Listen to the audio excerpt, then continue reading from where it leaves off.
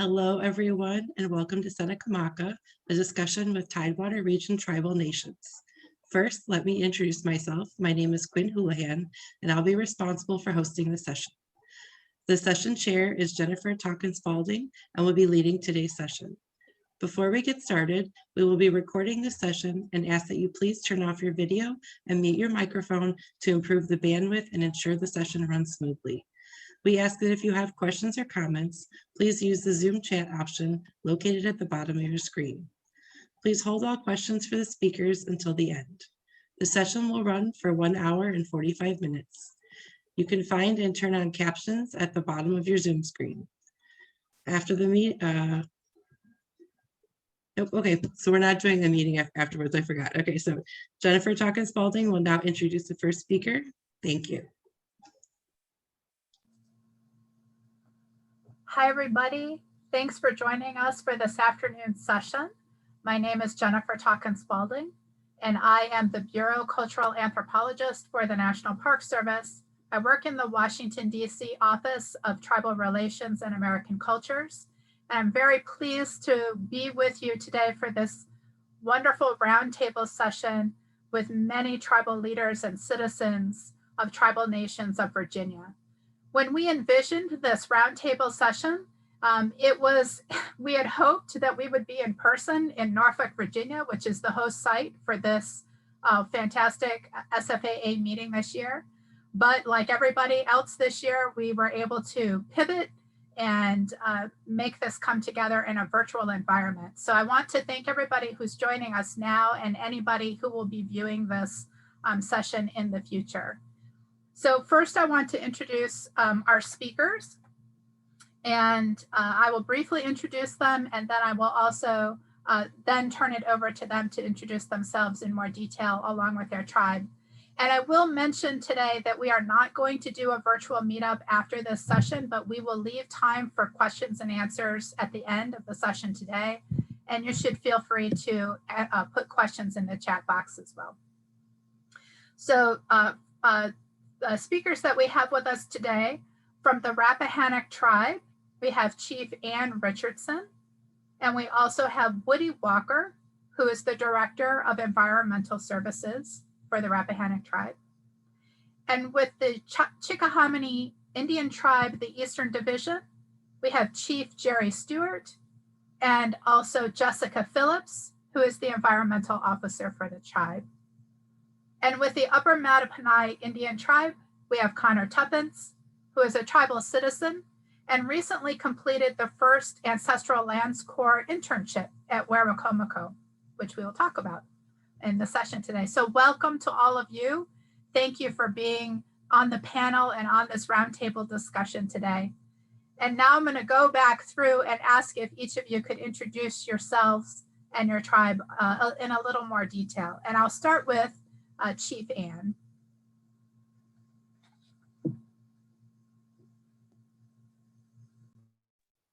There I go.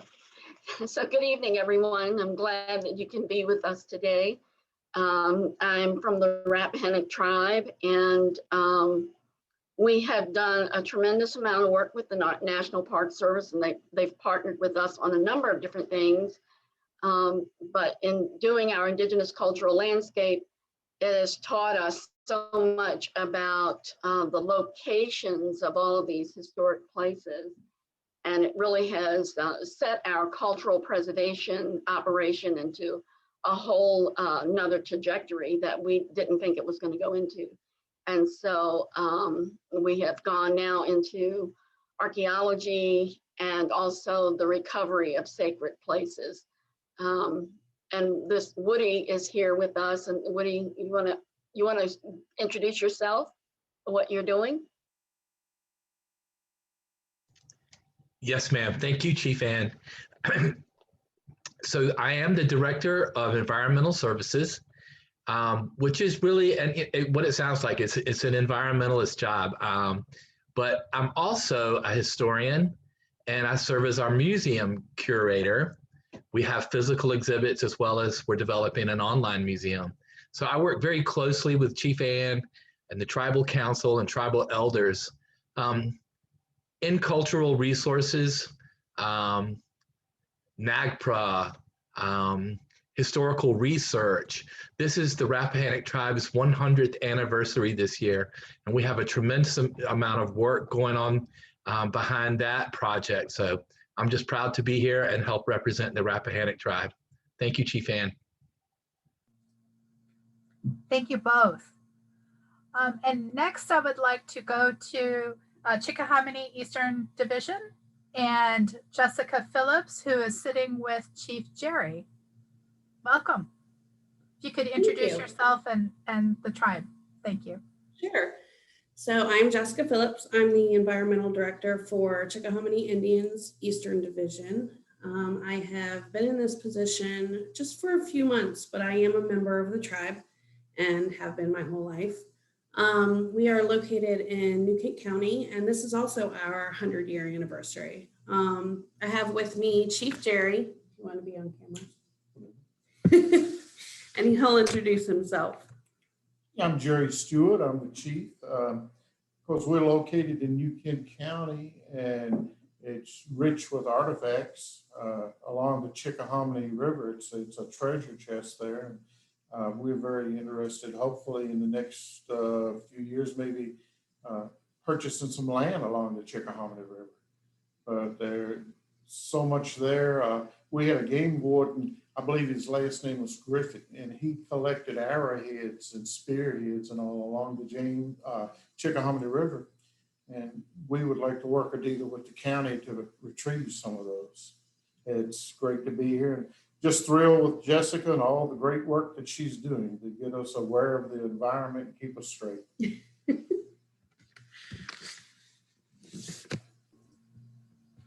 Great, thanks to you both. And now, Connor, I'm going to turn it to you. If you can introduce yourself and the Upper Mattaponi Indian Tribe a bit more. Oh, Ngapo. Hello, my name is Connor Tuppence. I come from the Upper Mattaponi Indian Tribe of now modern day King William County, Virginia. We are the people of the upper portions of the Mattaponi River, as described on John Smith's original map of the village 3 miles west of Alet Landing. We're comprised of several different tribes that were historically living in this area for thousands of years. Actively today, we work with the National Park Service on different projects and different sacred sites that are significant to us. And we also are very interested in things like reclaiming our cultural lands, rebuilding our communities in this area, and also seeing what sort of archaeological resources they hold and what can we do to really create the vision of what our villages would have looked like traditionally and restore them the best we can to best effectively serve our people and rebuild our communities. It's a little bit about my experience. As Jennifer said, I'm a former intern with the National Park Service and Appalachian Conservation Corps under Conservation Legacy. I worked on the site of Waterways, which is a sacred site that we all have a historical tie to, most widely known as where John Smith was taken to meet Chief Powhatan or Wahun Seneca. And my experiences from that has led me to meet a lot of these amazing people that are on this this discussion today, and rekindle some relationships with some of the other tribes that are also represented here today, and really learn a lot about consultation, really learn a lot about things I don't necessarily know about anthropology, about archaeology, about all the things that go together to really describe our people and our existence on Tsenacomacoh. So I wanted to say, Kina, thank you for allowing me to be here and speak on behalf of the tribe. Excellent, thanks, Connor. And I think what I'd like to do is to start with a brief explanation, Chief Ann, if you wouldn't mind, about Tsenacomacoh. You did a really nice job. If folks have not watched it yet, it's up. The opening ceremonies video for this conference was pre-recorded and is available now for you to view, or you can wait till 8 o'clock tonight and go and watch it. But you did a lovely job about talking about what Tsenacomacoh means. And if you could just kind of talk a little bit about that to kick us off, that would be a good introduction, I think, for people.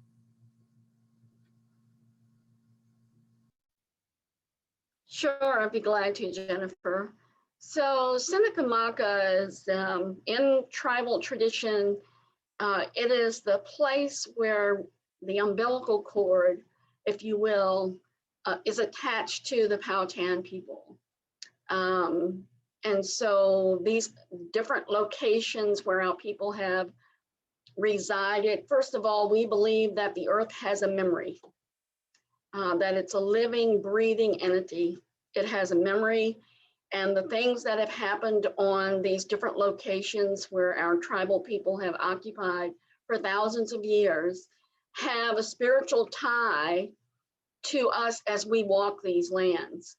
And so it's exciting for me to see the reviving of the sovereignty of these nations, to be able to go back and capture those sacred places, those places our people have occupied.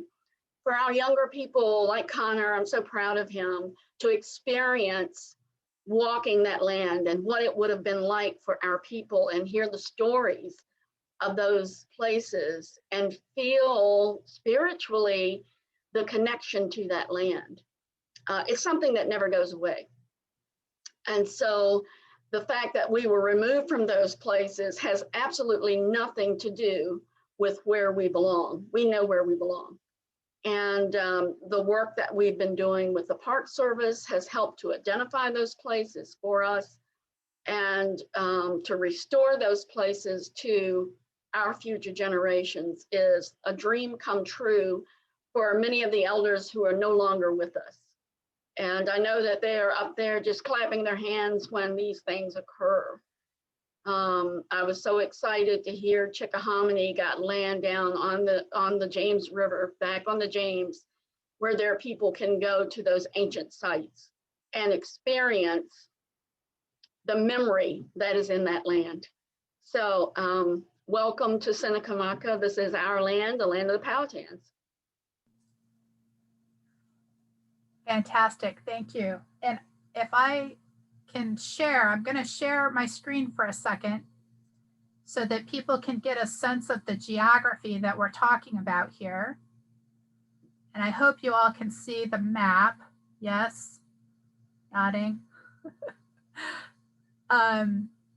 So for folks who are new to give you a little orientation, Norfolk, Virginia is here.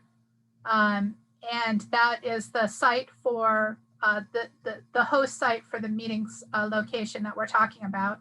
I'm speaking to you today from Fredericksburg, Virginia, and you have the Chesapeake Bay and the Atlantic Ocean, and then the tribal centers for the Nansemond, Eastern Chickahominy, Upper Mattaponi, and Rappahannock here marked on the map, just to give people a little bit of an orientation. While I have the map up, is there anybody that wanted to speak a little bit about the geography or important places or anything else that I should maybe point out on the map?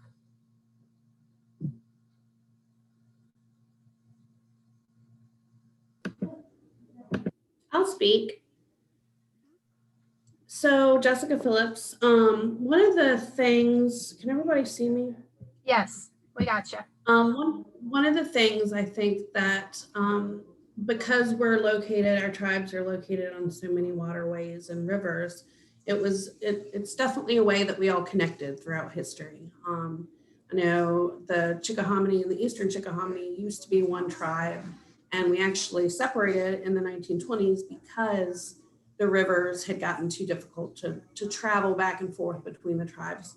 And that's kind of when you've gotten past the boats and the canoes and everything, you've kind of gone over to other methods of transportation.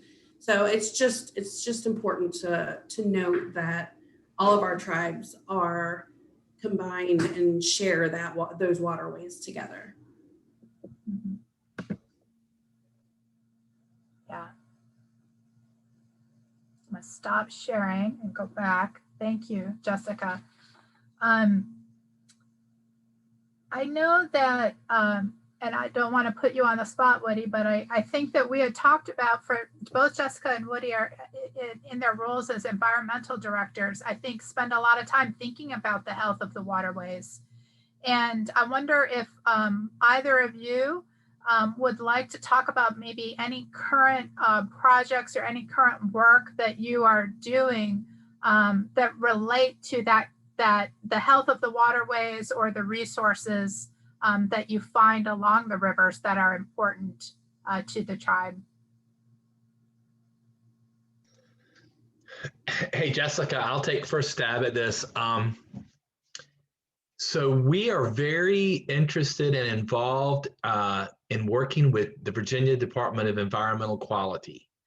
DEQ, under the Clean Water Act, is charged with making our streams and rivers swimmable, fishable.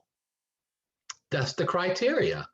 And it's pretty common sense, right? I mean, we should be able to fish and swim in our creeks and rivers and catch fish like our grandfathers did, and where our grandfathers did. So we're working closely with our state agencies, our federal agencies, to really let them know some of the special things that the Rappahannock Tribe brings to the conversation. There's a really cool phrase that folks are using these days called TEK is the acronym. TEK is Traditional Ecological Knowledge. And through TEK, Indigenous communities like the Rappahannock and the other Virginia Tidewater tribes can share things that these scientists from the state agencies, you know, they want to do good. They're there because they care, but they may not know that river herring once ran up the Mattaponi or the Rappahannock tributaries and came in as far as Indian Neck where we are, or up the Mattaponi where Connor is. And these herring are basically gone now, and there are catch limits. And so those are the kind of things when I talk with Rappahannock elders, they tell me about, oh, we went fishing over here just 20, 30 years ago. Same places they had fished for generations prior, but in the last 20 or 30 years, that fishery has gone bad. So yes, we're working closely with the state and federal agencies to bring Rappahannock community knowledge to the scientific discussion of watershed health. I'm gonna pass it off to you, Jessica.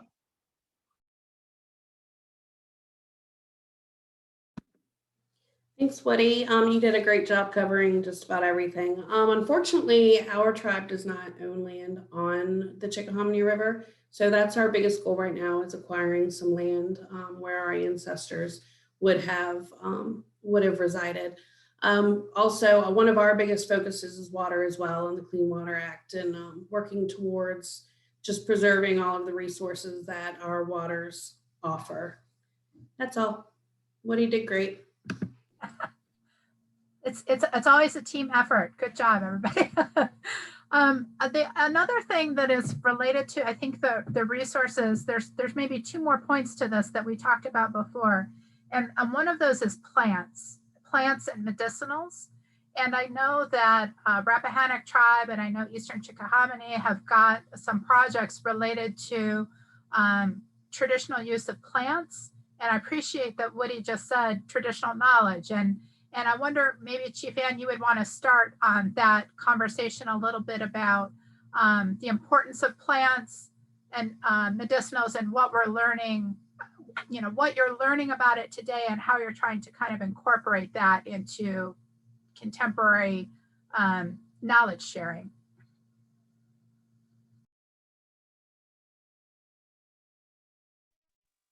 There we go.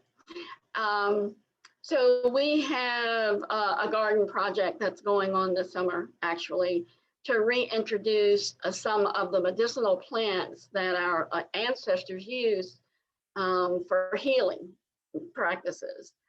We also are looking at some of the things that they use as what they call tonics. So these were things that were made to take on a daily basis. as a tonic to keep your blood clean and all of these various things for nutritional purposes. And so, one of those things is dandelion. It's in everybody's yard most of the time. And now dandelion has come out as a superfood. You buy them in, Fresh Market. You can buy dandelions in Fresh Market, and now, they're the super green food for everyone, for antioxidants and all of these wonderful nutrients that they have in them. And so we're looking at those things as well as the other medicinal preparations for healing various things, because these things keep us healthy. The ethnobotanist did research into our medicinals, is that there was an antibiotic, antimicrobial. It was just the whole gamut to protect the body. And that went into these tonics that people took something every day. And so they maintain their bodies with these traditional plants. And so that's something that we want to bring back. Even though a lot of the stuff that we get now are chemical processed and all that stuff, but it still helps to have these nutrients within the body to handle all of the outside things that would come in and attack the body, bacterias and fungus and things like that.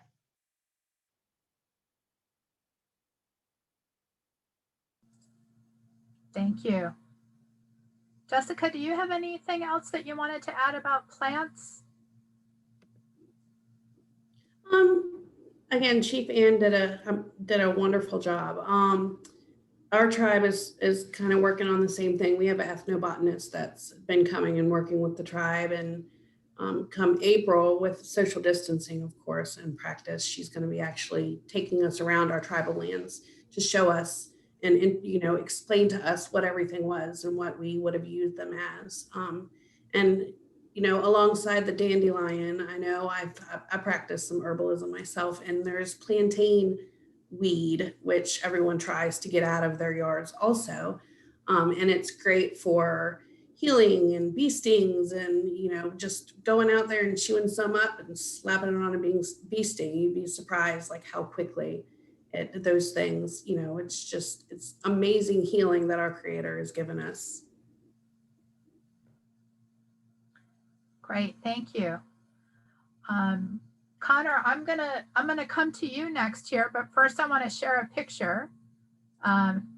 This is my second one. There we go. And I wonder if, Connor, if you could kind of just sort of describe, just tell us a little bit about what this picture means to you.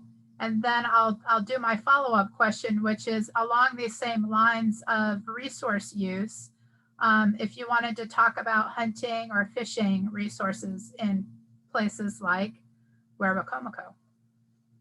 Absolutely. Thank you for giving the opportunity to do this right here. So the picture shared on the screen is Rappahannock. That's the place I referenced where my internship was based around for a 6-month long period, where I spent most of my time on this property right here and really immersing myself in the tribal consultation process between the National Park Service and the Virginia tribes.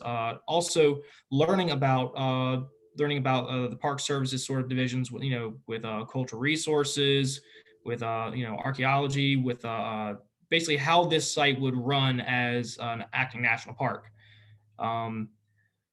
So recently, at the end of my internship, I gave a presentation, a final presentation on, what I pretty much learned in the internship and how I would apply that to the park if I were to make these decisions on how it were to, be run or how we would act on the site. And something I really wanted to begin with was really explaining my thought process and my vision when it comes to seeing this site. I know that we all come from different places. We all have different backgrounds. Even us as tribal people, Virginia tribal people, we have different distinctions about our own tribal culture. and how our relations to this site, maybe not the same. But the thing I really wanted to do was sort of share the lens that I see this property through, that I see personally when I view Tsenacomacoh and any of our traditional lands.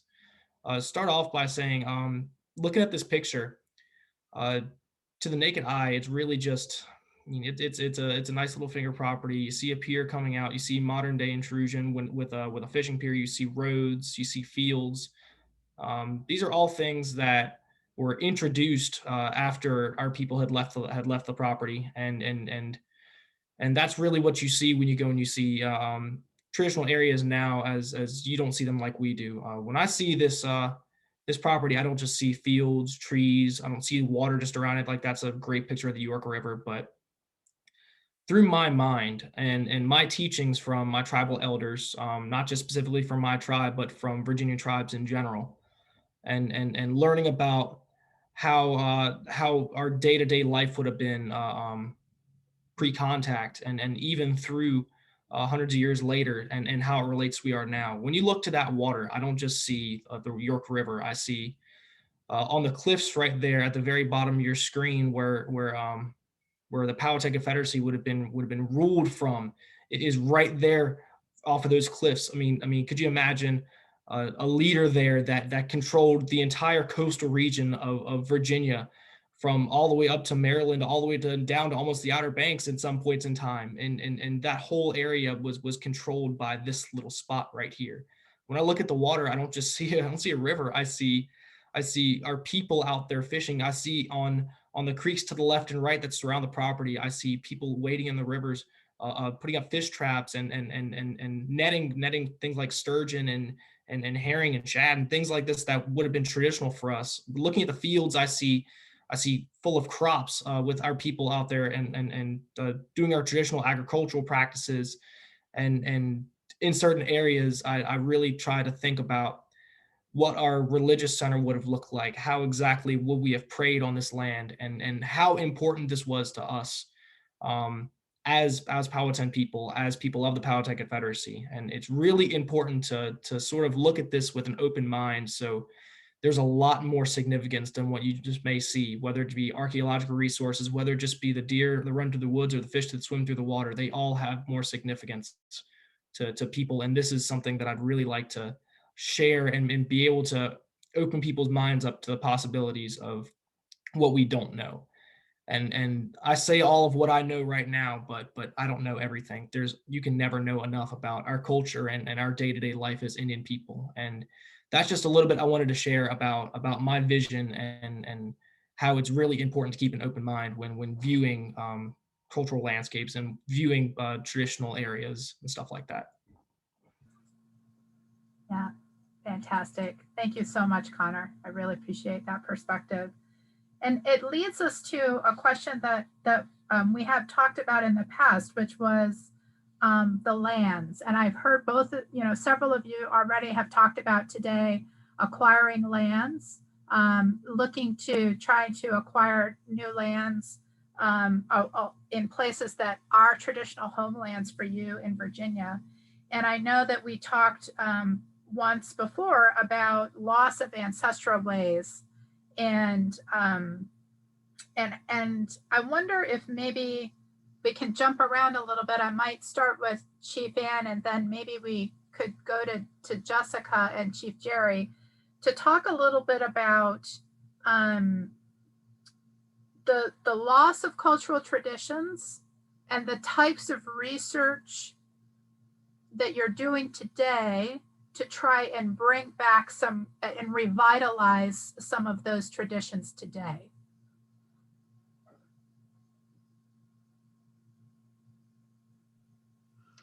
Well, Jennifer, what I found when we started, and I keep talking about the Indigenous cultural landscape because I think Cindy's on here too, that just kind of revolutionized everything that we were doing. We had done historical research for 20 years when that project was done. And so we had documented, a lot of our historical information, our traditional information, that had been captured in the 1900s, 1920s, and beyond, actually. But when they put those maps together, and we could see as the crow flies from where we were standing, people in the community began to remember, which was so powerful. We remembered going to this place to fish. We remembered our annual fish fry at this place. We remembered going here for the summer to swim. And we remembered our elders going here to fish. And all of these memories began to flood back to the people, because we're in 3 counties. And so it was like all 3 counties of people came together and began to remember these places that we had frequented all our lives. And it was amazing to us. And then to be able to look to the other side of the river, where, you know, my dad had taught me that whenever you had a Rappahannock town on one side of the river, it was always another one on the opposite side. What Dr. King found was there they were. It was exactly like he said. Those towns were absolutely directly across from places that at, you know, I'll be 65 in September, we had frequented those places my whole life. And so our tradition was not as far away from us removed as we had thought.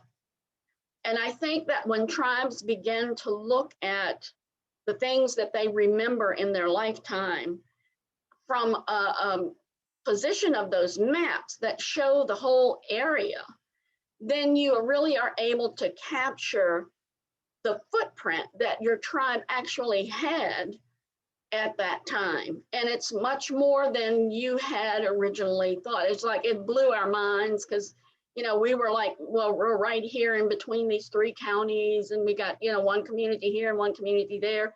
But it was so much larger and much more vast than that, that we're now, that's why archaeology started. So then we launched our archaeological program that is actually going in and GIS mapping all of these places, which has been, you know, if I could go back in time, I would be an archaeologist.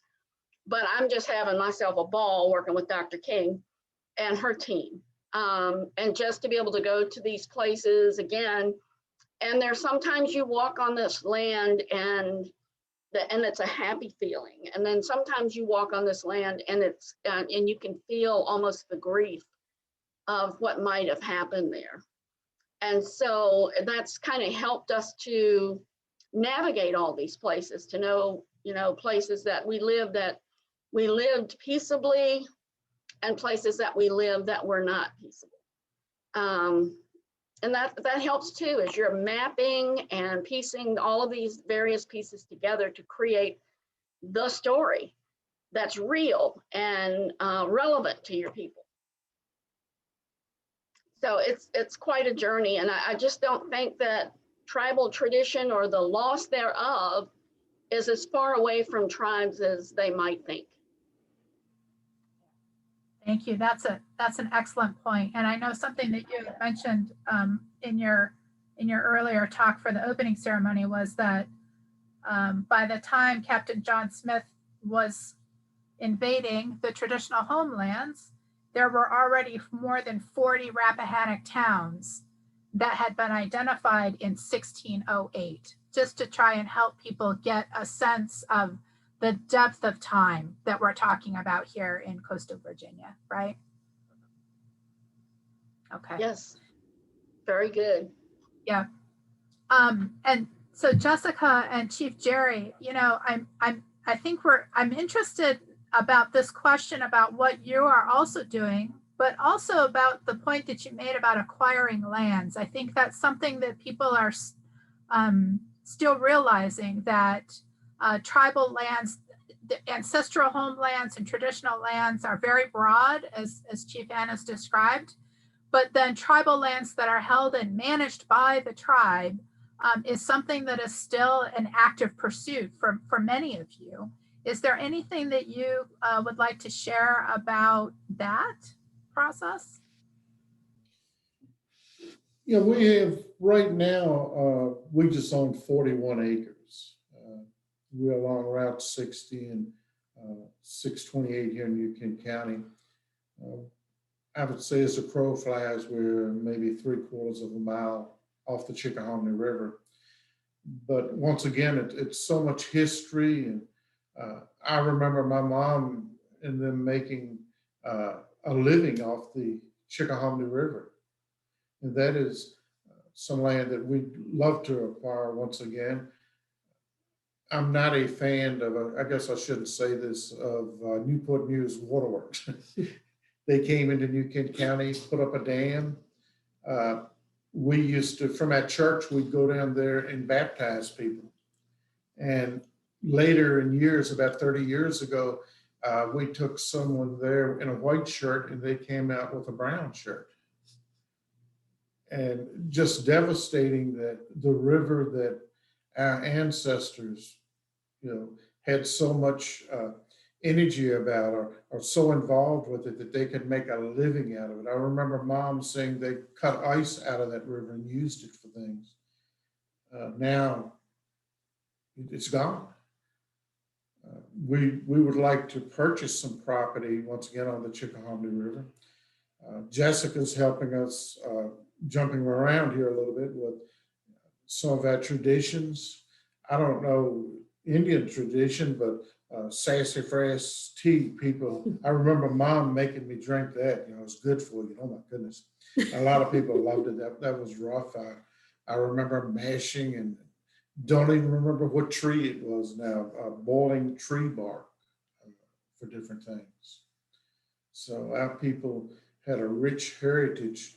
And once again, we are on New Kent side, Chickahominy Tribe on the Charles City side, but it's so much history there, so much about our people and how they lived. Well, most people don't think anything was here before 1607, but our people were surviving thousands of years before that. But once again, I don't think we put as much emphasis on our culture in the 50s and 60s when I was growing up. We were trying to survive. Virginia was a rough state. We got federal state recognition in 1983. Most people are surprised at that. Virginia finally noticed us as people.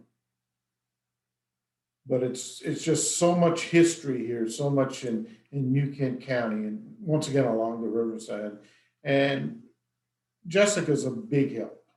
I don't know a lot of history, trying to get involved in it, but I know that we do have a lot of history here, and we're getting our older people and even our young people coming along. And we'd love to have a cultural center to educate them. And I guess that's about it. Yeah, thank you, Chief Jerry. And I think your point that you just made about state recognition is important. And I just wanted to add for people who are not aware that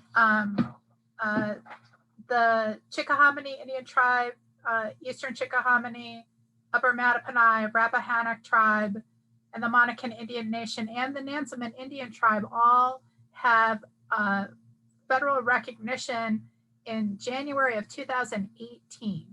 So for those of you who are just not aware of that again, that depth of history, we're talking over 400 years and thousands of years before that, and then state recognition within your lifetimes and federal recognition just a few years ago. And so there's definitely a process of capacity building, right? And getting tribal governments and getting that active engagement going on current projects. You mentioned a couple, maybe wind and energy projects. There might be some other projects that folks want to talk about, but I think it's an important point to recognize that there is a process of consultation that happens, and that the tribes are engaged in that process actively right now at state and federal levels.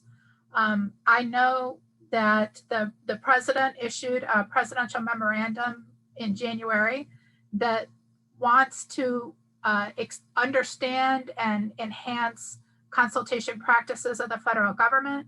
And we were doing nationwide consultation within the Department of Interior about a week ago. I heard Chief Atkins speak during one of those calls.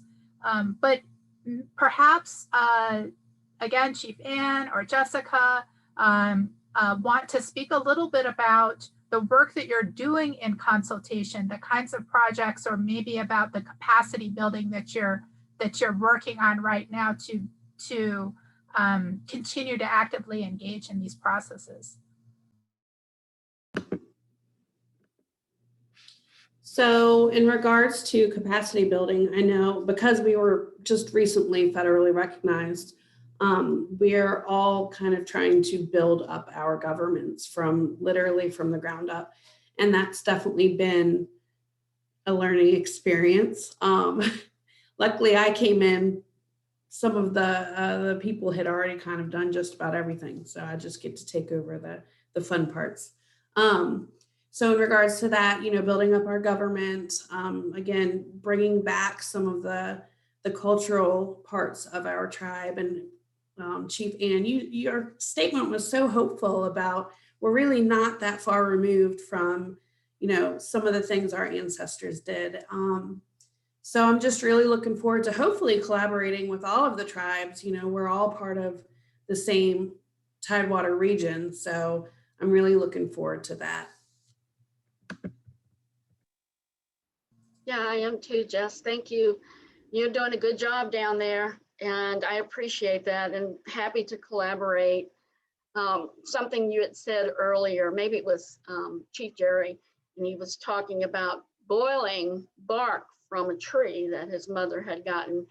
And when we began to do the research on our medicinals, one of the medicinals included boiling bark from a dogwood tree. And when they put it under a microscope and examined all of this, they found an enzyme in that fights abnormal cells growth.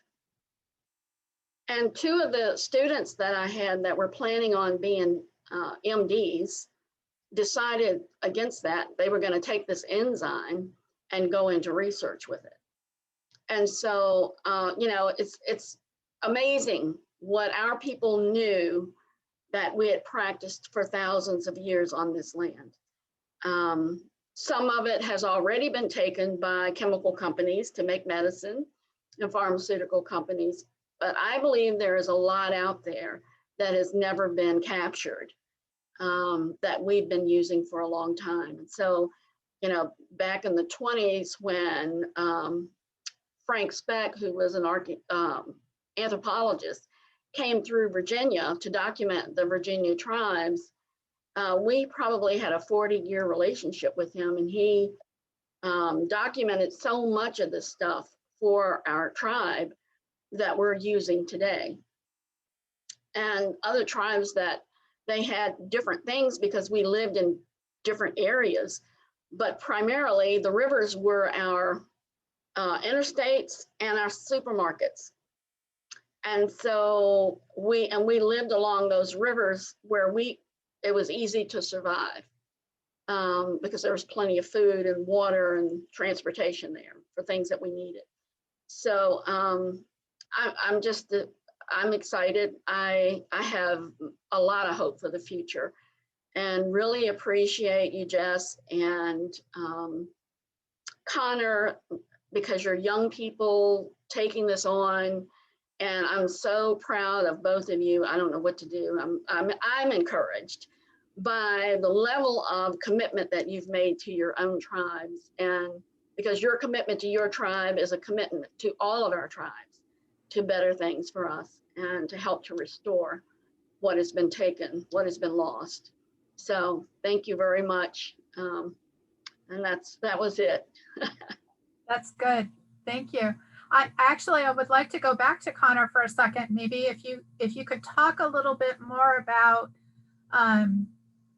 thinking about you talked about the things that you see in that place and Rappahannock in these places, and you're thinking about your tradition, and you are part of that next generation that's going to be carrying this forward. Did you have any reflections on what you would like to see in the coming, say, 10 to 20 or longer years for the places that you've been working, especially maybe Rappahannock, but maybe there's something else too that you've been thinking about? Yeah, absolutely. There's a lot of really good work to be done within all of our own tribal communities. I think we all have the same idea and the same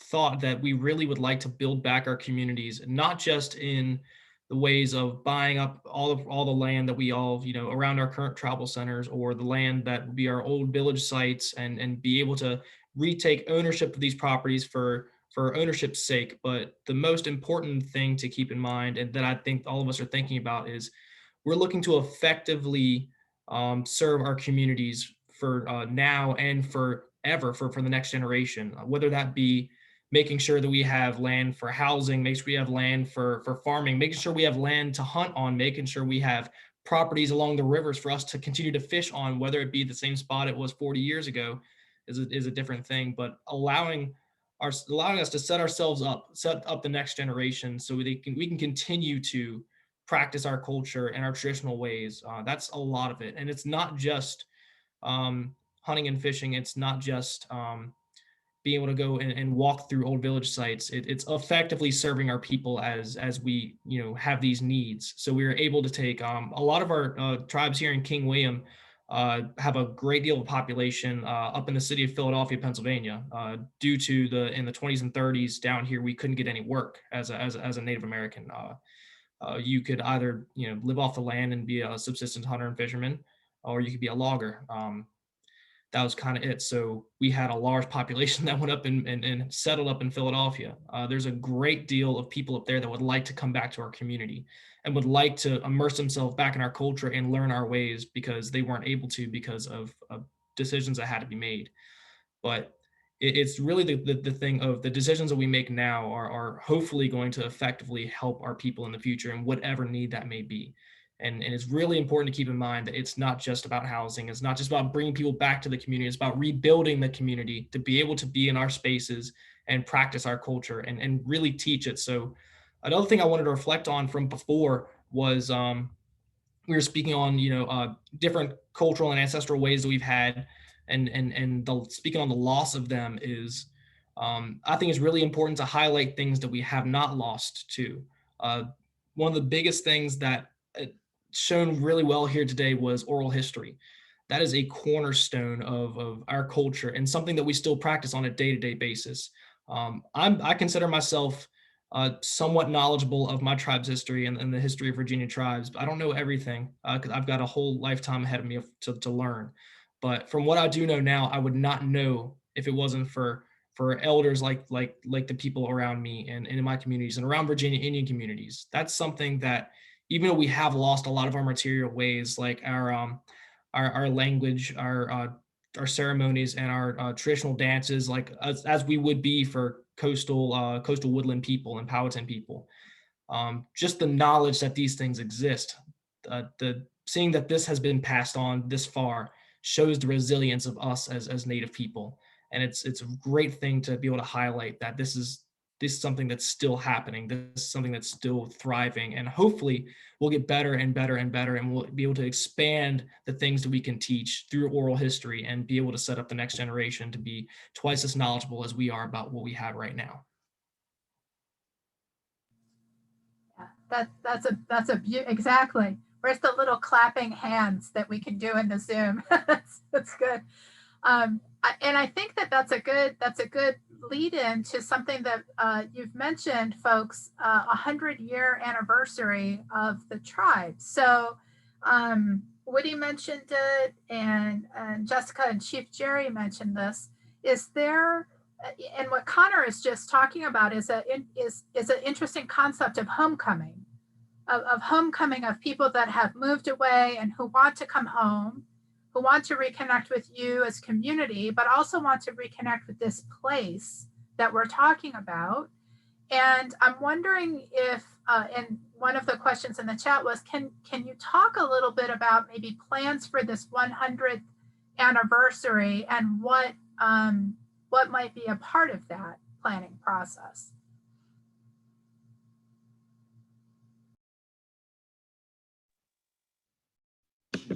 So Chief Jury, I don't know if you want to start or I go Chief Jerry. I can try. Jessica.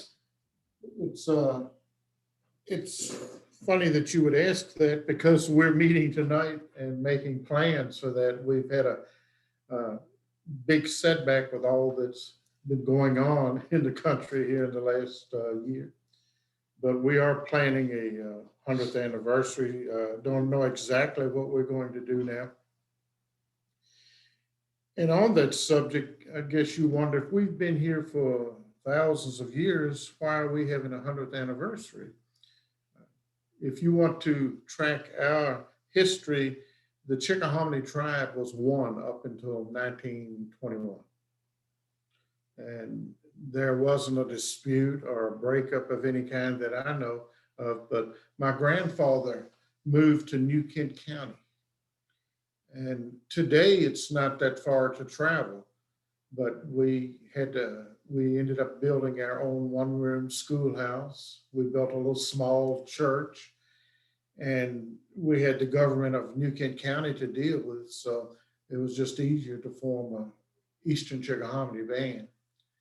And that's how that started. And of course, once again, I think that he came here a couple of years before that, and that he formed the tribe. And we still work hand in hand with all the tribes, but Chickahominy, that's our sister tribe, and you'll find us, everyone's related. I remember going to Hampton, and my grandmother, why is she always asking us about people in Charles City? And Mom said, your grandma was born and raised there, and all of my grandparents on both sides. So it's a great relationship that we have with them, and that's why we're having our 100th anniversary, is that we formed the tribe here, or my grandfather did in 1921, because of distance. It's not such a big thing now when you hop into your car and ride, but when you had to walk or horse and buggy, it was a day trip. Right now, can't give you all of what we're planning to do. We will be discussing that tonight, and hopefully things will be much better, and we can have our 100th anniversary and have the other tribes involved with us.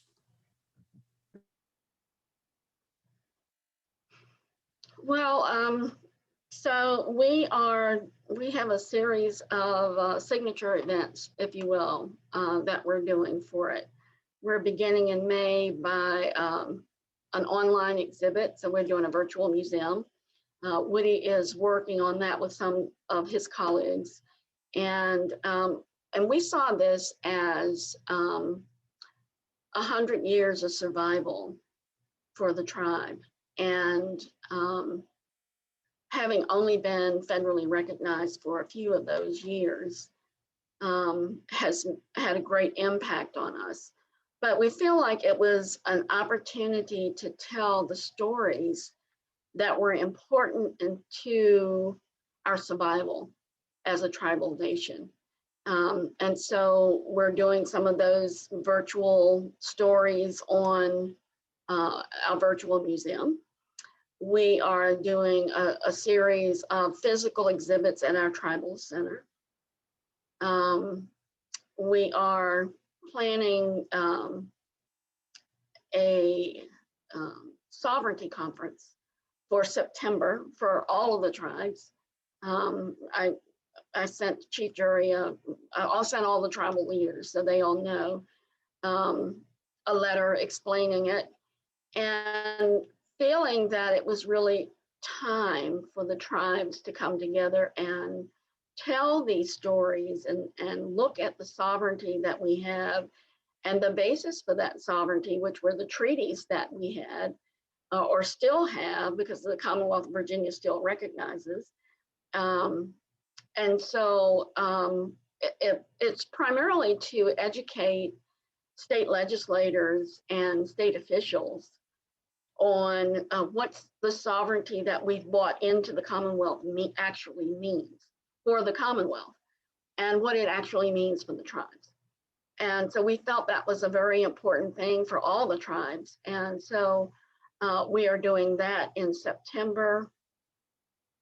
We're having an exhibit on Chief George Nelson, who was the man who reformed the tribe after the Civil War.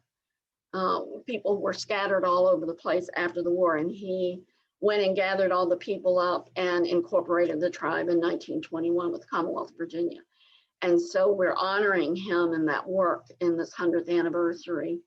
And we're also doing our powwow in October this year. If the Lord is willing and the creek don't rise and COVID goes away, we will be doing that at the regular time in October. And then we also have a Veterans Day exhibit for the men who were drafted into the military and refused to be classified racially as anything other than Native American. And so we're going to tell that story. That was a story as a part of our resistance to the overall society and trying to make us what they wanted us to be. We're also doing a Walter Plecker exhibit, which will be at the symposium. It'll be at the Sovereignty Conference, which really talks about the impact that Walter Plecker had on the Virginia tribes. And then that exhibit will go to the General Assembly when it opens, because we think it's very important for our legislators to know the story, to understand the pain of the people and how it impacts us to this day. And so those are the plans that we have for our 100th anniversary. That's great. That's good to hear. And obviously COVID has had such an impact on everybody's lives. And so I think it makes a lot of sense that you've got good plans, you've got backup plans, and and hopefully we can have have gatherings in person again, you know, later in the year. I think that is important. And just for Hopefully. folks who might not know what the Plecker years are, this is a period in Virginia history in the 20s and 30s when records were destroyed and identities were erased, and there were literally records that were altered. And so that makes sort of a history of identity a tough thing to trace, right? Is there anything else we should say about that? Yeah, it really was a policy of erasure for the Virginia tribes, and that we have dealt with for many, for that 100 years. I mean, it's been a hard road, and the resistance of the state to conscientiously make this decision and enforce policies that erased our people is a story that's important to the history of the Commonwealth and also of America, and very important for the tribes, because it shows the strength and the tenacity that these tribes have had to persist and remain who they are all this time. Strong people. Yeah. Connor, did you have anything else up on that idea that you wanted to share, or about the anniversaries? I actually just wanted to add a quick sentence on to the Plecker years. And I just really want to say the best way I heard it explained, which really struck deep with me at a really young age, was a term my dad first introduced to me. I don't know who made it up, but it was paper genocide, quite literally. It was doing again what was done to us 400 years ago, but in a way that would effectively hurt us just as bad, if not worse, for a way to set up for future generations. It was just really well summed up under the term paper genocide. Yeah, very true. Thank you. Thank you for that perspective. And thank you for to both of you, all of you, for sharing those ideas about what's coming up, an important milestone for you all. One of the things that we had talked about before too, and in this idea of place and understanding place, and you all have mentioned the tribal centers that you have, and traditional towns, and understanding the connectivity between the traditional towns and places that are still important today. And we talked before about the land acquisition, but also on places that you have right now. And I wondered if we wanted to talk a little bit about designations. So one of the things is listing properties on the National Register of Historic Places. And that is something that I know some of the tribes have been working on. And I think Nansemond is actively working on a current designation. But does anybody else have something they want to say about listing properties that are significant to the tribe on the National Register of Historic Places, or maybe even on the state on a state designation? And if so, is that a helpful thing? What does it bring to you to do that designation listing?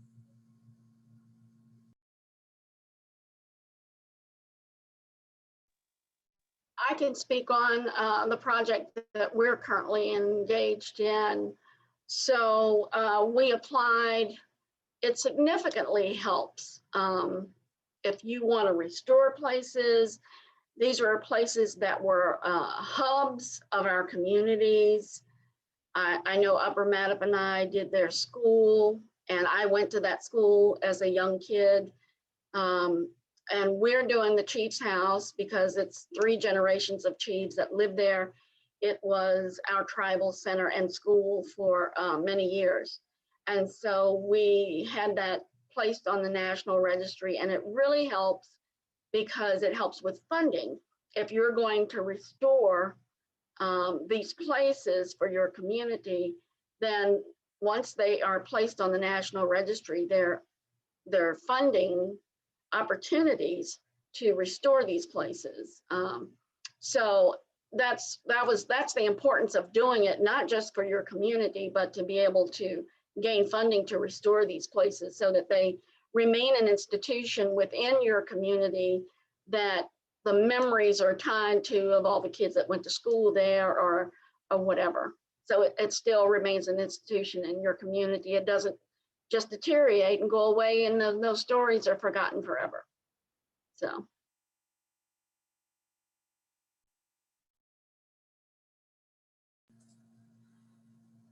And we did have another question in the chat that was related to cultural revitalization, ethnobotany efforts, but in particular, is any of that tied to tribal health care? Is there any tied to current tribal health care?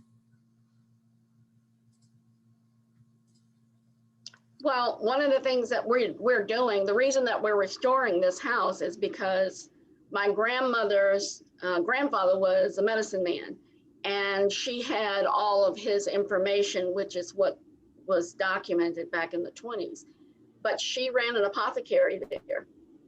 And so people in the community, whether they were native or non-native, knew that she was a healer, and they would come to her for healing, and she would heal them and give them various preparations from the traditional things that she had made. And so we want to utilize that house as an apothecary again. And we want to make it a classroom again. And the classroom is to be taught how to use these, how to identify these plants, how to make these preparations about the nutrients that it brings to your body, or to the preparations bring to healing your body. Because we feel like these things are very, very important now. That you can grow these plants organically. You don't have to worry about chemicals being infused into them. You can prepare them yourselves for your body and heal yourself. We believe it's important more than ever now that medicines are made up of things that are chemically induced, and they're not natural, and they cause all kinds of side effects in the body that natural things don't cause. So we believe it's healthy, and it is going to be a part of our healthcare program. That's great, thank you. And for folks who are on the line, feel free to put questions in the chat. And we do have a couple more, and I have a couple more too. So we've got some time here. I'll come back to one of the questions and jump to one that just got added, because it kind of relates to something that we started talking about, which was, health of the waterways and the connectivity and the importance of the waterways.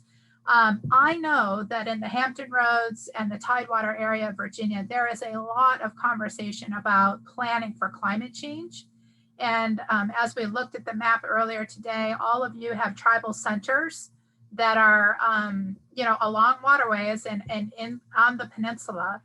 And so, the question in the chat was, have tribes in the region been able to work individually or together to address the impacts of climate change? And I would add to that, if there's anything more that you wanted to say about planning for climate change, when you know that, the areas that you're talking about are very susceptible to that. And I, as I say, I know locally, there's a lot of conversation about sea level rise, intensity of storms. We've all been through at least a couple of hurricanes in the past couple of years. So, and actually, this was probably one that we should go to each of you. It would be nice to hear from each of you on about climate change impacts. So I don't know, Chief Ann, do you want to start? And then we could go to Connor, and then Jessica and Chief Jerry. Woody would be a better person to talk about that, because that's his area. Perfect. Woody, you want to take this one? Yes, ma'am. So the Rappahannock Tribe is part of an EPA regional consortium called RTOC. And the other tribes from the Tidewater region are part of that same committee. And we are having discussions about climate change impacts. I'm working with and taking training with a group called the Institute for Tribal Environmental Professionals, ITEP. There are several native-centric organizations that are science-based, that are looking at the impacts of climate change. And I'm in a course that will write a plan for not only risk assessment, but also mitigation that will eventually be approved by FEMA. So in the event of a worst case situation, we have a plan that FEMA is aware of and knows that we're thinking ahead. So there are some really big issues facing our region here in Virginia coming from climate change. And I think that it's really good that the tribes have native-centric organizations that they can turn to for training and help and guidance on how to plan for that. And we're looking at that through this regional EPA committee. So thank you, Chief Ann.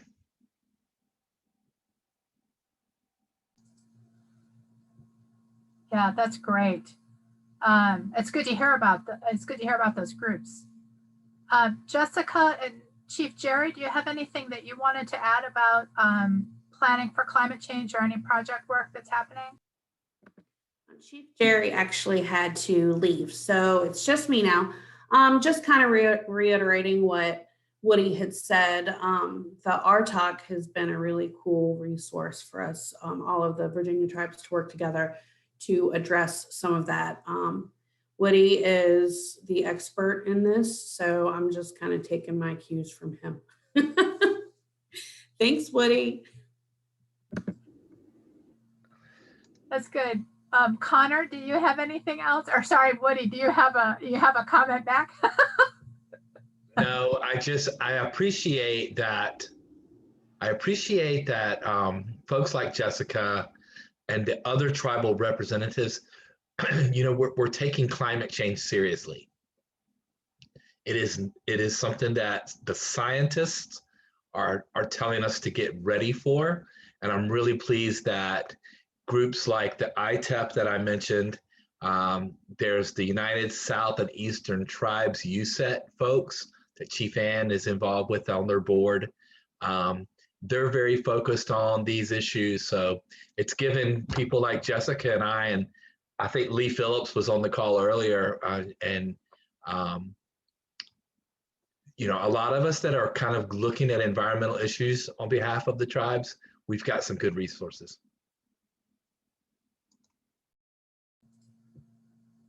Great. Connor, do you have anything that you wanted to add here? I was actually waiting to see if our natural resource person would like to join back on the call. She was on the call earlier, but I'm not sure if she's available this time. I haven't been super involved with the policy side of what Upper Mattaponi is looking into wise of climate change and addressing it and addressing the health of our rivers and the health of our waterways. But what I can speak on is how much of it really does mean to us and to really ensure the health of our waterways, and then to effectively to actively be involved into the things that all the tribes are looking into, as well as what the federal government is looking into, and how it's going to affect us, because these are all federal waterways around us. And the biggest thing is as long as we're able to be in the conversation with all of these different organizations and about everything that's going on. And I'm just really excited to be able to see what else can come out of this. Really to be involved in these conversations, hopefully here soon, since I'm now out of my internship with National Park Service. I'm more involved governmentally with Upper Mattaponi on a day-to-day policy side. And this is something that I really like to be involved in more, to be able to listen in on these conversations and really see, because I don't have a very big environmental background, except for what I do know wise of conservation and acting as a good steward of our environment around home. But this is something I'd very much like to be involved in, and something I can just hope to learn a ton about. Great. Thank you. There's another question in the panel, and it kind of leads to a question that I was going to ask you all too. We'll start with the one in the chat for the panel. And that is, to what extent do you want tribal government to be involved in public education? So helping others, like students or visitors or other folks, learn about your history. And if you want to tie this to the tribal centers, or if you want to tie this to whatever other active involvement you have going on, feel free. I'd like to try to speak on this first. Question actually came from a familiar face of the Park Service, who I'd had the pleasure of having a ton of conversations with about education, and how the Virginia Department of Education is really trying to sort of set the record straight. But as someone young as myself, who has gone through Virginia K-12 school systems fairly recently, and learn what was being taught about Virginia Indian history and our relations to our homelands, is that it was not nearly as extensive as it should be, and by a long shot. It wasn't directly anything we were taught about the 3 Indian tribes around the country: the Sioux, the Pueblo, and the Eastern Woodland, and the Iroquois. That's all we learned about. There was little to none about Virginia Indian history. I've understand that since I've of course been out of elementary school, middle school, high school, since there's been some change. There's definitely been more conversations about the tribe's existence, but there's been little programming on a more standardized level of Virginia Indian involvement with teaching our own history. And it's something I'd very much like to see in the future. I'd like to be able to see tribal governments going alongside with the Virginia Department of Education, with each county, to be able to effectively teach about Virginia Indian history. And the best people to tell our story is us, but then also within our own host counties, be able to go within King and Queen County or within New Kent County or King William County and be able to go up to our school systems and offer up programming to be able to effectively teach the history that we'd like to be taught and the way we'd like to be taught. Because this is something where you can't really set something across the board and explain, here's Virginia Indian history. It's very specific for county per county and for village per village, what it may be for different tribes. And it would really be nice to sort of give a whole lot more information about our culture and how it is today actively, because it's taught a lot as history, but it's not history. We're a living, thriving culture, and we're living, thriving communities that are still evolving today. We're not the same people we were 1,000 years ago. We're not the same people we were 100 years ago. So it's just something I also think that it would really increase the level of understanding for different communities and for different racial backgrounds. The more we teach, then the less misunderstandings we'll have, and the more accepting society will hopefully grow here in Virginia.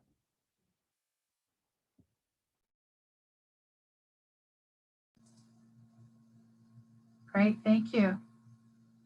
Chief Ann or Woody or Jessica about education?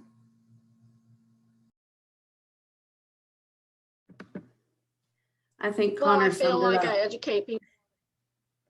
Oh, go ahead, Jess. No, I was just going to say from my end, Connor, his passion is just amazing, isn't it? I love seeing the younger people passionate about our culture. Anyway, I was just going to say he summed it up wonderfully. Yeah, he did a nice job. And I feel like I do this on a daily basis. I work with students that are doing projects where they have to learn about the tribes here. And I'm constantly doing that work at night when I'm at home, answering the questions and giving out information. But one of the things that we had discussed on our website was being able to have like an interactive something there that people could ask questions about or post projects or whatever. Then we can come back and answer them. And those things remain on the posting until, for other people to be able to read in case they're doing projects, et cetera, et cetera. So yeah, I agree with Connor. I'd like to see actually a charter school for all the tribal kids. It's something that our forefathers went to the General Assembly with in the 1920s, and that whole request was rejected. And I would love to see a tribal charter school here in Virginia for the tribal kids. But so maybe one day, dreams come true. I do have one more thing to add, since you mentioned that, Chief Ann. With the virtual learning going on with all of the public schools, our tribe started a distance learning pod at the tribal building. And we've got about 15 students from K up to, I think our oldest is 10th grade. And they're able to go to the tribal building each day. The public schools bring a hot lunch every day, which is very much appreciated. I just think it's really cool. And yes, Chief Ann, I think it would be amazing. My kids don't even want to go back to face-to-face school. They're like, I want to stay at the tribe. So that would be cool if we could do a charter school.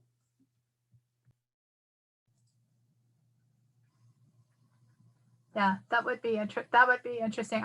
I worked for about 5 years in Hawaii, and the Kamehameha schools were all Native Hawaiian language school. which is it's an amazing thing as well. So just a little plug here for people who are watching now or will watch in the future. Each of the tribes have shared a link to their tribal web pages. And again, in the effort of trying to retain a little sense of place of the Norfolk area, Hampton Roads, Tidewater area of Virginia that is the host of this meeting, we created a virtual tours page that's on the SFAA website. And each of these tribes have shared a link to virtual tours or virtual educational information that they have available.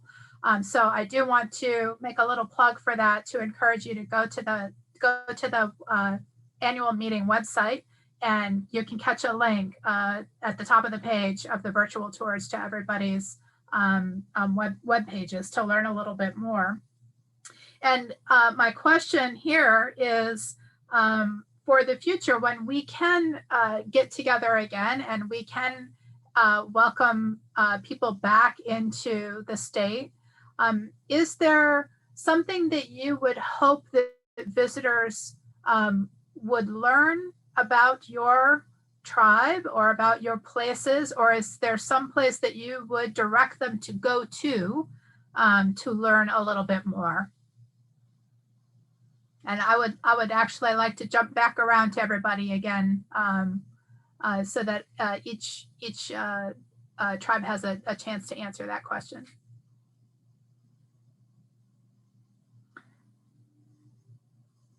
Shall we start with Chief Ann and Woody? I keep going to you. I'm sorry, Chief. I just keep going to you first. That's okay. It's okay. No, I think that when we can get back together again, we're having powwow withdrawals, the whole community.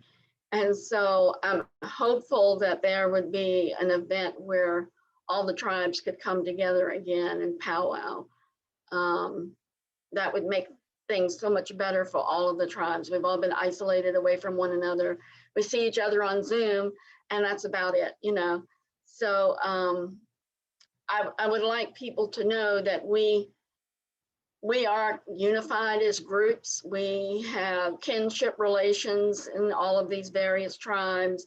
We are like a large family. And I think unification right now is a very important step to display about who we are as a culture of people, for the rest of the world to be able to take an example of. So yeah, maybe I would like to see people understand more about who we are and how connected we are, not only to the land, but to each other.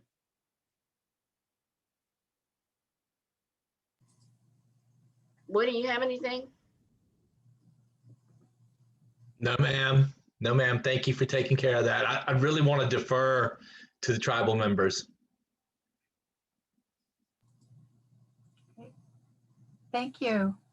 Jessica, do you have anything that you would like to add about connectivity again, or any place that you would like, what would you like visitors to know, or where would you point them to learn more? Chief Ann, that's who I would point them to. She's so knowledgeable about everything. No, I agree. Just being able to work together with the tribes, being able to see faces face to face. I know everybody misses that. There's environmental directors that I work with every day that I have yet to meet. So that'll be nice. And just, getting our story out and the correct story, the correct history, and to anybody and everybody. I just think that's one of the things that we all have in common. Great, thank you. Connor, do you have thoughts on this? Sure thing.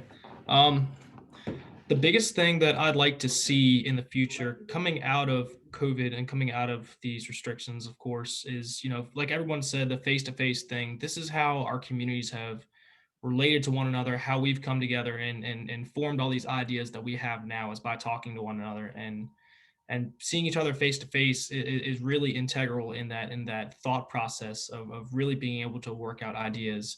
For visitors coming to learn about our tribal communities, like Chief Ann had said, our cultural events are the best thing for that, because there's not a lot of resources right now tribally at speaking to the past that we had available for telling our in-depth history, because it's a lot about our culture's really about our oral history, and that's the best way that we tell our story, is by physically having people listen to what we have to say, because there's so many different perspectives on how we lived pre-contact, and how we have strived to exist in the time since, and how things have changed. So that's something that's best heard in person, best heard from our elders, and best heard from our historians. So I would direct that to our cultural events that are soon to be coming in this fall at the earliest. But in the coming years, there's so many resources and so knowledgeable people within our communities that have a lot to say. One thing that my tribe is specifically doing, I sit on the board for our nonprofit that represents our Sharon Indian School, the Indian school that many people have attended. I'm on the board for that nonprofit, and one thing that is assigned under me is to take an account of oral history. So in the best way possible, socially distanced, take our elders and really document and deeply document in the highest technology possible their recollections of what they know and what they've been told. And hopefully with these accounts, with these stories being told, we'll be able to release them to the public to be able to effectively teach the most we can without being in person. But the most effective way to learn about what we have is to come and see and to observe, because it's the biggest thing is just that we are a living, breathing culture that evolves every day. We're not the same people we were, and we're not going to be the same people that we are now. So that's really the best way to learn it. Thank you. Yes, excellent. Excellent, all of you. Thank you. We have about 10 minutes left, 10 or 15 minutes. So if anybody does have any other additional questions, feel free to please put them in the chat, and we can pick those up. And while we're seeing if there's any additional questions in the chat, I was just looking at my notes to see if there was any other topics that maybe we missed. And one of the things that we did talk about before was just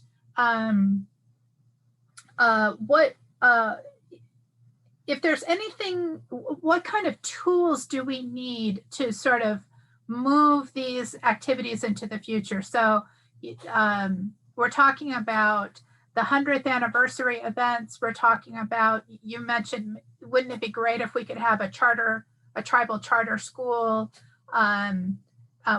You all have been working on a variety of research projects. You also have been actively consulting on a number of state and local projects.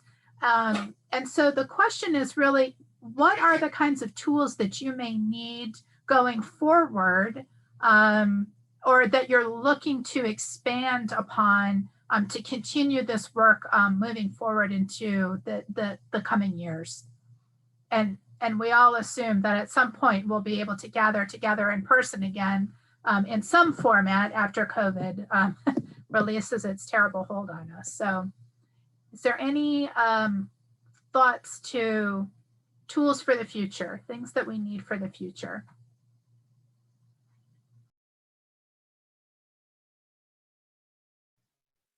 Jennifer, you're causing me to dream now.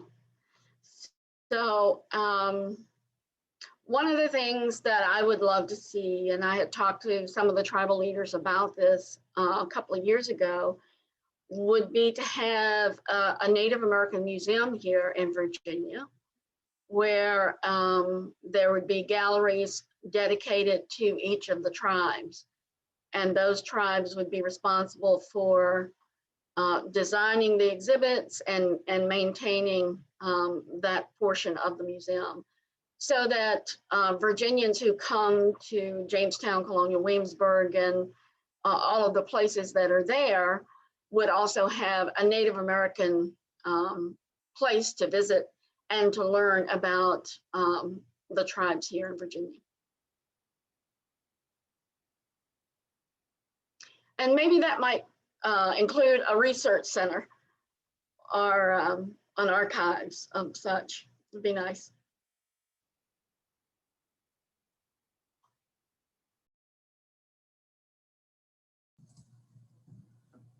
Connor, thoughts for the future, tools that we need? So speaking on my current knowledge and current experiences, I really think the tools for the future, it really leads and starts and goes with education. I definitely think, like I said before, formal education, formal, K through 12, Virginia Department of Education, stuff like that. That's very, that's stuff that needs to happen. But outside of that, especially my work with the National Park Service has led me to believe other educational foundations and organizations that really do educate the general public without it being formal education. My time with the Park Service, I had a lot of people asking me, as someone who is from the Virginia tribes, who was active in our community, to really see like what's the best way we could really tell your story, not formally asking me to speak on the tribe, but really as from a Native youth perspective, like what would you like to see? And a lot of it is informal education, like Colonial Williamsburg, with dealing with them, also with Jamestown and Yorktown, and now Waterways. There's a ton of opportunities here soon for real Native American interpretation and education, and that'll be open to the public at some point in time. To at least these resources will be to be able to effectively teach about our history and about our culture. Is to really continue to look for educational opportunities that aren't just with formal education, so we can really build a more knowledgeable Commonwealth here in Virginia, and for any visitors that are to come to the state and want to learn about their original inhabitants. There's so many opportunities out there for different educational organizations or people that just teach on our land and our history, even briefly. There's ways that we could expand that to really offer the most programming, so we can really effectively teach for the future, and then also correct all the wrongs that have been taught in the past. That's a lot of it. Yeah, I think that's very astute. There's a lot of education that happens outside of schools, and so that's an important connection. Jessica, do you have any thoughts on tools for the future to move the work forward? Let's see. I just know for myself, some tools that I think would be beneficial would be, like Connor and Chief Ann said, just the education of the public. Specifically too, though, our youth and, the generations coming up, acquiring some land so that people that aren't here can move back. Just kind of focusing on our tribal members themselves too, health services. And I know a lot of work is being done with the U.S. EPA and health services and stuff. So just continuing on that track to help our citizens and the tribes just to kind of flourish. Great, thank you. I think we're closing in on our time slot here, everybody. I wanted I'm going to turn it back one more time to see if each of you has like a closing just thought, thought of the day or a closing sentiment. If there's a question that I should have asked you that I didn't ask you that you want to have a minute or two to answer, I want to give you each an opportunity to do that. But again, I just want to thank you, all of you, for your participation, for sharing your knowledge, for sharing your warmth and your connection. This is a very special place that we all live in, and it's a wonderful opportunity to share this with this group of people and with the larger audience. And so I do want to thank you genuinely for participating today. And I think just for the last few minutes here that we have, I want to just kind of open it back up to each of you if you have a final thought or again, something that a thought of the day or a question that maybe I should have asked you. Feel free to answer. And I'm going to go back to Rappahannock Tribe one more time, Woody and Chief Ann. Last thought from me. Well, I'm just gonna, oh, go ahead. I think the take home for me was hearing from the tribal members. And Connor made this point very clearly that Virginia Indian communities are not stuck in the past. They don't have to look like or dance like the Powhatan people did 400 years ago. These are evolving communities, just like everyone else. And that's an important message for me. You know, a lot of my historical work and research has to do with the 20th century and coming this way. So it's important to understand that Native communities are not stagnant. They are not stuck in the past. They are contemporary. They are thriving and growing. Thank you for allowing me to be here.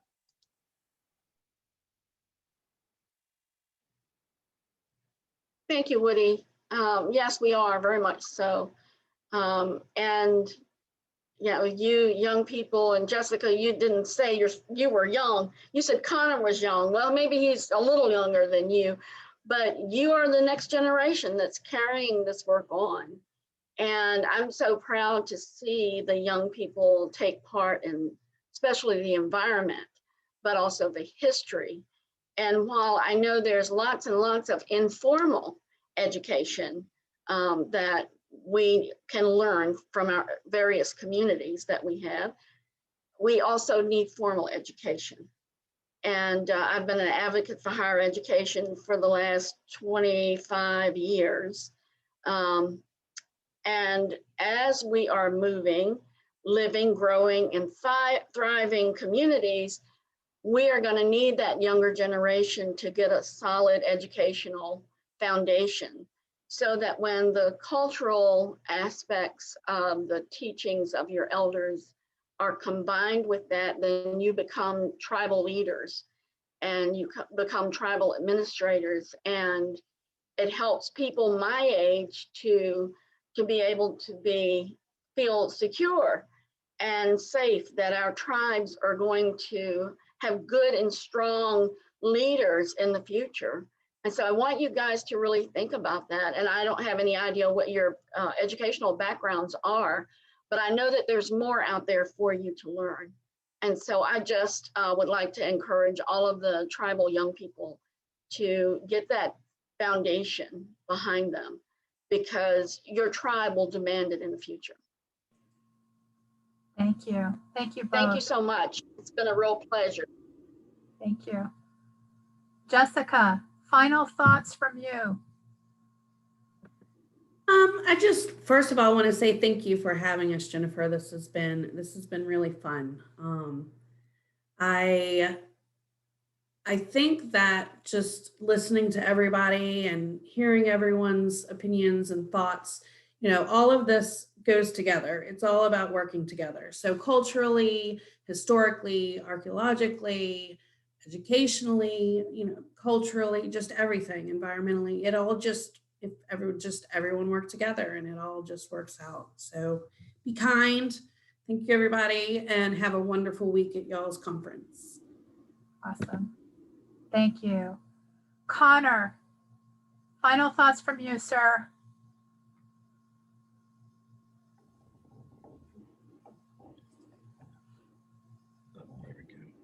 All right. Yep.